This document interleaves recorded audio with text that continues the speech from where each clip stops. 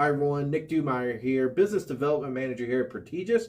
Welcome to our YouTube channel. Today we're joined again by our Lab Manager, Dexter Hall. Dexter, you got some things to show us here on this Simplex panel. Yeah, I'm going to show you the differences between addressing a smoke detector module and addressing a card. They're different, so it's kind of important to know the difference between the two. Let's take a look.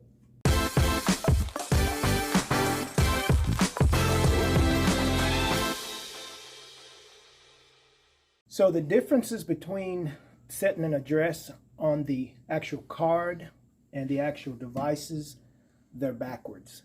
As you see here, this card is set to address 1, and you have 8 as the least significant bit, which make that address number 1. Now on a smoke or a monitor module or something like that, 1 is the least significant bit. And as you see here, 1, 2, 4, that equals 5. It doubles each time, so it's a binary address. But the difference is on a card, 8 is the least significant, and on modules, 1 is the least significant. Got you. Okay.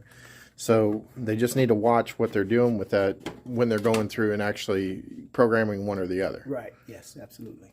Because sometimes it can get confusing because you think, normally number 1, you would think number 1 is the, you set it to 1, 1 is the actual address. But when you're dealing with cards, 8 is the where you start.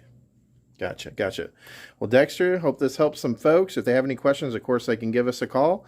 We offer all these types of parts, both boards and smoke detectors. But if you have any questions about this, give us a shout.